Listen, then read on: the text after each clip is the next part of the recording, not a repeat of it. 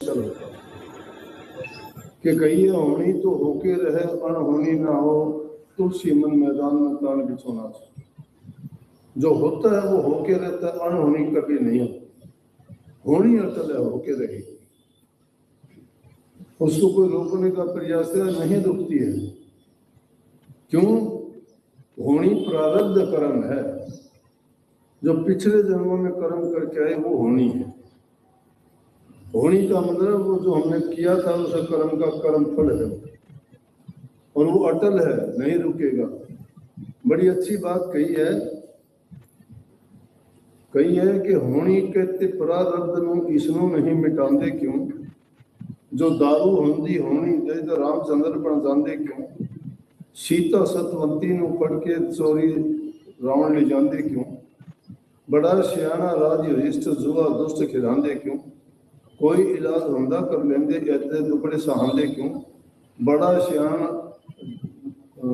राजा हरिश्चंद्र और कितने दुख उठाने क्यों उनको दुख उठाने पड़े। होनी थी रामचंद्र जी को वन में जाना पड़ा, माता सीता को रावण लेके गया, होनी थी। युधिष्ठिर को इतने कष्ट उठाने पड़े, 14 वर्ष तक जंगलों में मारे फिरे, क्यों? होनी थी वो। उस होनी का इलाज नहीं था कोई, और जिसका इलाज नहीं होता, अंग्रेजी में कहावत है, what can not be cured must be endured. जिस चीज का इलाज नहीं होता वो सहन करनी पड़ती है, बर्दाश्त करनी पड़ती है।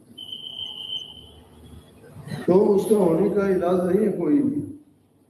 तो कहने लगी वो माता जी, मैं नया सत्संगी था, सुना करता, मेरी आदत थी जहाँ कहीं भी जाता महापुरुषों के सत्संगों में, क्योंकि महाराज जियों का संगति सेवा का मौका मुझे जो मिला शायद ही किसी को मिला।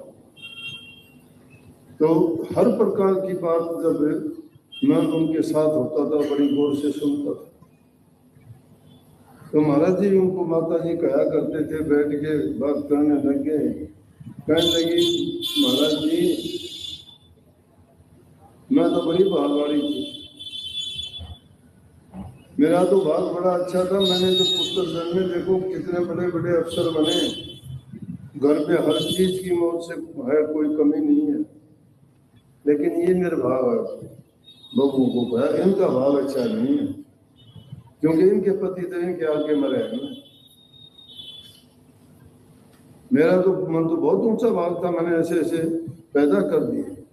वही शब्द अभी कबीर साहब का आपने सुना ना, चेतावनी दी है, कितनी सुंदर चेतावनी दी, क्या कही है, या न दे बंदे फिर ना मिले। सोच के देखो, सोचो कुछ पल के लिए, जिस इंसान रूप में आप बैठे हुए हो, हर तोहफे से परमात्मा ने आपको नवाजा हुआ है। कितनी सुंदर आंखें दी, कान दिए सुनने के लिए, बुद्धि दी काम करने के लिए, ज्ञान दिया, समझ दी, कितना सुंदर शरीर दिया, जो चाहो कर सकते हो। 84 लाख प्रकार की योनि है, उनमें जीव कैसे कैसे कष्ट दुख झेलते हैं, लेकिन इंसान जो चाहे वो कर सकता है। वो मजबूर हैं, उनके जो है वो भोग भूमि है, कर्म भूमि नहीं है। कर्म भूमि तो इंसान को मिली है। इंसान को ये कब मिली? पिछले जन्मों के बहुत शुभ कर्मों के परिणाम से। कोई भाग ऊंचा था इसलिए हमें इंसान का चोला मिला। एक नहीं, कितने जन्मों के अच्छे कर्म इकट्ठे हुए होंगे, जब कहीं 84 लाख में ये योनियों में जीव चक्कर काट लेता है, जब इंसान का चोला मिलता है इसको मुश्किल से। और उस मुश्किल से हम नहीं जानते मुश्किल है कि आसान है, हम आसान सोचते हैं। देवी देवताओं से भी जाके पूछो, वो देवता लोग भी यही प्रार्थना प्रभु से करते हैं कि मालिक हमें एक बार इंसान बना दो। वो भी भोग भूमियां हैं, उनको भी कष्ट और दुख है, लेकिन वो मजबूर है, वो उसी हालत में रहेंगे। परंतु इंसान मजबूर नहीं है। इंसान करनी करके इस जीवन में इस जन्म मरण के बंधन से छुटकारा पा सकते हैं। तो इस इंसान के जीवन के बारे में बताए कि कितनी नादानी, कितनी नासमझी और कितनी मूर्खता की बात है कि इंसान को इतना सुंदर शरीर मिलने के बाद में गाफिल हो गया, अहंकार आ जाता है इंसान को। किसी को कोई अहंकार है, किसी को कोई अहंकार है। वो अहंकार 2 दिन का है, पता नहीं कब चला जाएगा। देखते देखते वो चला गया। अगर उसकी कोई अच्छी बात थी क्या रही, वो लेके गया साथ, या बुरी बात थी लेके गया साथ, गया।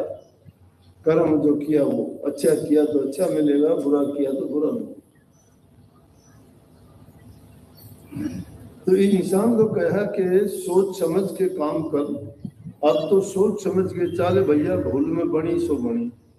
वो गलती में इंसान से होती है, लेकिन जानबूझ के जो इंसान जानता है और फिर आंखें बंद करके कह दे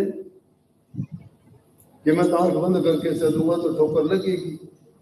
सारी चीजें हैं उसकी, आंखें हैं, कान है, टांग है, चलता है, बुद्धि विवेक विचार है, सारे काम हैं, लेकिन फिर भी जब जानबूझ के कोई कुएं में पड़ेगा उसको कौन निकालेगा। नर जानत सब बात जानत ही ओगण करे, कहे कि कुशलात हाथ दीप ले कुएं पड़े। इंसान सब बातों को जानता है जो करता है, कि मैं जो करता हूं ये सही नहीं है। अगर कोई कर्म करते हो तो करते हो, सोच लिया करो कि तू जो कर्म करता है ये तेरा सही है, ये गलत है।